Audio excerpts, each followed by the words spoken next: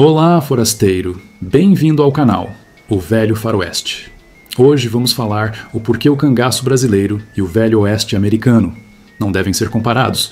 Se você gosta desse tipo de conteúdo, se inscreve no canal, deixa o like e comenta que tipo de vídeo você quer que eu traga. Bom, durante décadas, a imagem dos cangaceiros brasileiros e dos pistoleiros do Velho Oeste americano foi fundida no imaginário popular como equivalentes culturais, foras da lei armados, cavalgando sob o sol escaldante, enfrentando a lei e a morte em igual medida.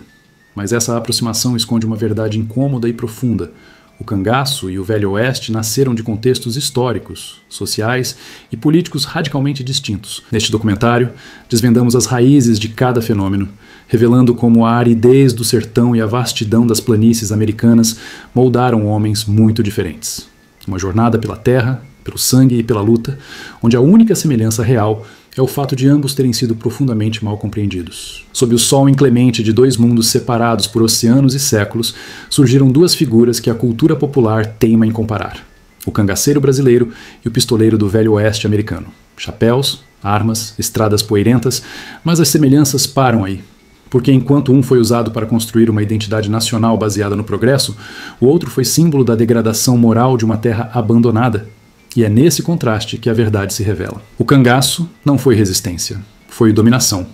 Lampião, Maria Bonita, Corisco, nomes lembrados em versos e filmes como se fossem guerreiros de um povo oprimido. Mas sua atuação foi marcada pelo terror. Vilarejos invadidos, civis torturados, degolas em praça pública, estupros como punição e chacinas como método de controle. Não era revolta. Era tirania disfarçada de folclore. No sertão nordestino do início do século XX, Lampião e seus capitães não protagonizaram resistência. Protagonizaram um reinado de terror. Sob o comando de um rei do cangaço, que se autoproclamava juiz, polícia e executor, o bando espalhava morte para marcar território. Lendas se erguiam sobre corpos lados, cabeças expostas, punições ritualizadas. Cada execução era premissa. Traidores, informantes ou simples moradores que protestavam contra as intenções do bando eram fuzilados e exibidos como troféu. Uma criança que presenciasse uma decapitação aprenderia cedo que o silêncio era a lei maior. A justiça, quando existia, vinha armada e sem julgamento formal. A brutalidade do cangaço foi metódica, cerimonial, prolongada.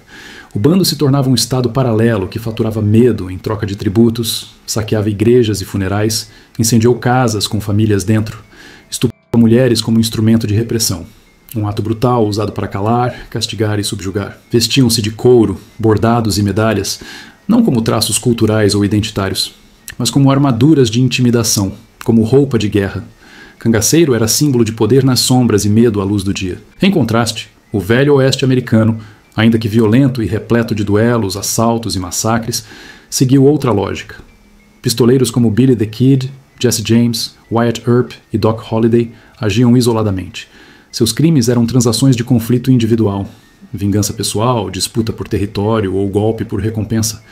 Muitas vezes eram caçados, presos, executados com o respaldo da lei, mesmo que tardia. A imprensa local reportava suas mortes. A sociedade buscava justiça, mesmo que com falhas, mas buscava. O universo era cruel, mas oferecia fugas. Novos colonos empobrecidos podiam recomeçar, criar cidades da poeira e da promessa, até onde a lei não chegava. Enquanto o cangaço formava forças armadas itinerantes que circulavam com cavalos e tropas em vilarejos, o pistoleiro americano desaparecia após o tiro final. Tornava-se mito. No sertão, o bando persistia. Anos, décadas. O sertanejo vivia sob tirania contínua. Não havia dissonância entre a violência e o cotidiano. Ela era o cotidiano. A população pobre era usada para alimentar o sistema. Denúncias forçadas, abrigos extorquidos, silêncio imputado pelo medo da retaliação. Não havia tribunal, não havia clemência, apenas ordens. A violência sexual, no cangaço, foi utilizada como ferramenta institucional. Havia relatos de estupros coletivos ordenados como punição para aterrorizar famílias inteiras.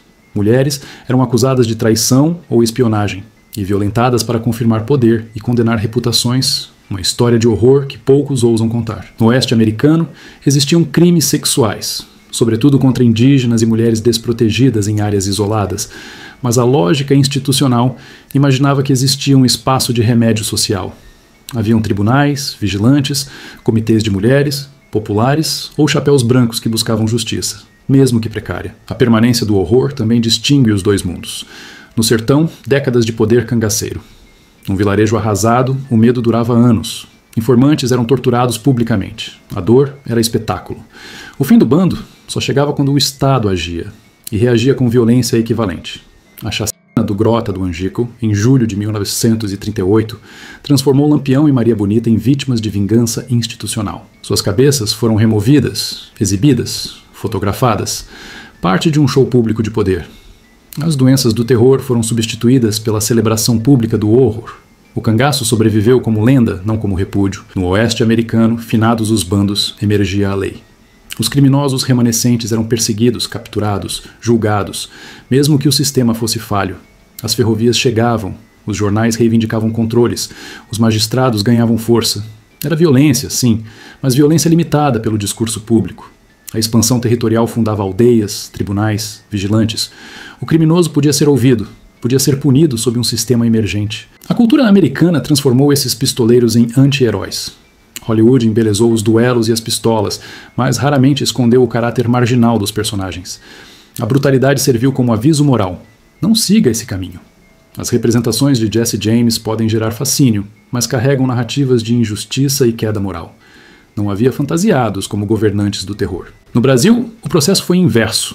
A cultura, livros, poemas, filmes, música, transformou Lampião e Maria Bonita em ícones estilizados. O cangaço passou de horror a folclore. Festa junina, camisetas, shows, a brutalidade camuflada, o sofrimento das vítimas silencioso. A coragem dos dominadores é trocada por um glamour arriscado. O sangue dos inocentes despejado pela sede de poder virou atração turística. Nomes de bandas pop, feiras e atrações turísticas se multiplicaram. A violência virou chique e a memória desapareceu. Mas as vítimas existiram. Mulheres violadas, idosos degolados, crianças órfãs, traições forçadas sob ameaça de morte. Freneticamente silenciadas, seus descendentes carregam ainda hoje cicatrizes invisíveis. A voz desses sobreviventes foi abafada por cantigas de exaltação. O trauma de um sertão inteiro ficou suspenso sob a aura do mito. Romantizar isso é violar a memória. E há consequências práticas. Quando se cria a imagem de Lampião como herói pobre que desafiou os coronéis, se alimenta essa ideia de que a violência extrema pode ser justificada como justiça popular, que matar, roubar e estuprar é libertação. Quando se condecora esse discurso, se abre porta para legitimá-lo hoje. Uso da força em nome da indignação, violência em nome da luta. Os portões se escancararam. Crimes hediondos ganham roupagem de resistência. Em contraste, o velho oeste americano é percebido como espaço de provas. Era brutal, sim, mas não exaltava a brutalidade. Os criminosos foram destruídos. A sociedade, em última análise, reforçava limites. E no século seguinte, instaurou instituições que processaram o passado. Museus dedicados ao Oeste, debates históricos, esforços de preservação, memorização dos massacres indígenas, vozes de autoridade pública contrária à violência. No Brasil, o cangaço permanece tangível na cultura popular, sem reparação simbólica. Não existem museus enormes sobre as vítimas. Aquelas mulheres violentadas, aquelas famílias exterminadas, raramente são lembradas. Existe sim quem venda camisetas com frases impensadas. Afinal, romantizar virou negócio. O horror virou fetiche de nostalgia. E praticado sem explicação, sem justiça pós-morte. Esse contraste evidencia que o cangaço foi mais que crime. Foi um sistema de domínio impune. Foi uma estratégia de violência institucional prolongada, feita para negar a humanidade. E mesmo extinto, vive na memória pública como espetáculo. Exatamente o oposto do que deveria ser. Objeto de repulsa, não de culto. No Velho Oeste, existiam lendas, mas também existiu consciência histórica do erro. A cultura americana, mais tarde ou mais cedo, criou distância crítica. Os filmes foram refilmados como western revisionista, revelando vulnerabilidade, críticas ao mito cowboy, lamentação pelos indígenas. O cangaço não teve esse movimento de revisão. Ainda se escolhe celebrar Lampião como espécie de Robin Hood nordestino, sem questionar os assassinatos de civis, os estupros, o terror que impunha. Portanto, devemos rejeitar a romantização do cangaço. Não comemorar suas fotos em poses elegantes, nem exaltar o estilo de vida selvagem. É moralmente perigoso lavar sangue com romance. O cangaço foi brutal, desumano, sistemático. Ao contrário do Velho Oeste americano, não oferece narrativa de redenção cultural. Oferece legado de trauma, silêncio e medo público. Este é o ponto final. Comparar o cangaço ao Velho Oeste nos dá um contraste moral, um espelho que mostra tudo o que o Brasil errou. No Oeste, a violência era fatal, mas passageira. No Sertão, era fundo abissal, repetido, festejado. No Oeste, o bandido terminava azul da boca. No Sertão, o bandido reinava por sangue. A romântica folclorização do terror brasileiro não encontra paralelo justo nas lendas do Oeste. Que a história nos guie, reconhecer o medo, lamentar as vítimas, criticar quem transformou crueldade em ícone. Lampião não foi lenda de justiça. Lampião foi sombra de tiro e Maria Bonita não foi heroína feminina, mulher que participou de execuções e ordens brutais, usada como símbolo para vender moda e cultura. O cangaço não foi cultura, foi horror. Agora você entende, o cangaço brasileiro foi brutalidade em regime prolongado. O Velho Oeste foi uma transgressão episódica. Ambos sangraram, sim, mas a memória diferencia os dois legados. O cangaço não merece romantização, merece repúdio, e sua história exige reparação. Não em camisetas ou folclore, mas na verdade. Se você gostou do vídeo, se inscreve no canal e deixe seu like. Até a próxima.